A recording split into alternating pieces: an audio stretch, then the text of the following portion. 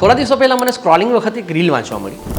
રીલમાં એવું લખ્યું હતું કે ડિપ્રેશન એ કોઈ કુદરતી બીમારી નથી, પરંતુ તમારા જીવનના ઘટિયા લોકો દ્વારા તમને અપાયેલી ભેટ છે. આ વાંચ્યા પછી મને થોડો આંચકો લાગ્યો, પણ એથી વધુ આંચકો એ લાગ્યો કે એ રીલ હજારો લોકોએ શેર કરી હતી. કે આપણી આસપાસ એવા કેટલા બધા લોકો છે, ઇન્ક્લુડિંગ આપણે પણ કદાચ એવા હોઈશું, કે જે લોકો પોતાના દોષનો કે પોતાની પીડાઓનો કે પોતાની યાતનાઓનો ટોપલો બહુ સહજતાથી બીજા ઉપર ઢોળી દે છે. હશે કદાચ આપણી આજુબાજુના કોઈ લોકો એવા ખરાબ હોય, કદાચ એવા સંજોગો પણ કદાચ ખરાબ હોઈ શકે, પરંતુ કોઈનાથી પણ પ્રભાવિત થવું કે ન થવું, કે કોઈનાથી પણ દુઃખી થવું કે ન થવું, એ આપણા ઉપર આધારિત છે. આપણી તો ભારતીય ફિલોસોફી જે કહે છે કે આપણી જાતને આપણા સિવાય બીજું કોઈ સુખી કરી શકતું નથી.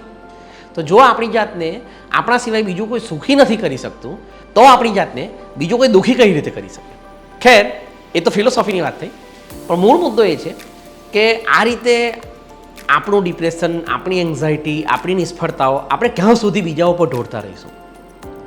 આપણા ગુજરાતીમાં એક બહુ સરસ મજાનો શબ્દ છે, આત્મનિરીક્ષણ. અંગ્રેજીમાં એને સેલ્ફ એસેસમેન્ટ કહી શકાય.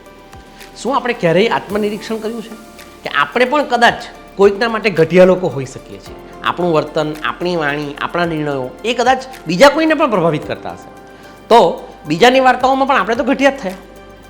મુદ્દો એ નથી કે આપણે ઘટિયા છે કે નથી, મુદ્દો એ પણ નથી કે સામેનો માણસ ઘટિયા છે કે નથી.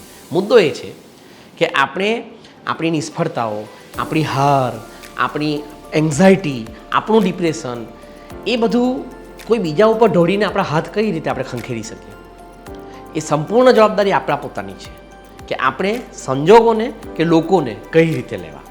બાકી આ રીતે આપણી નિષ્ફળતાઓનું કે આપણી હારનું ઠીકરું કોઈના બીજા ઉપર ઢોળી દેવું એ તો બહુ આસાન બાબત છે. મહત્ત્વની બાબત એ છે કે શું આપણે આપણા સંજોગો કે આપણી નિષ્ફળતાઓ ઉપર કામ કરી શકીએ, કે એના ઉપર પુનઃ વિચાર કરી શકીએ એવી આપણી ક્ષમતા છે કે નથી? કારણ કે લીડરશિપમાં આ રીતે બીજા ઉપર ઠીકરું ઢોળી દેવું એને મીડિયોક્રસી કહેવાય છે. એટલે મુખ્ય મુદ્દો એ છે કે આપણે આ જીવન મીડિયોક્રસીમાં જીવવું છે કે પછી પોતાની સાથે સર્જાતી કોઈ પણ સ્થિતિમાં આપણી જાતનું આત્મમંથન કરીને, આત્મનિરીક્ષણ કરીને આપણે રસ્તા કાઢવા છે.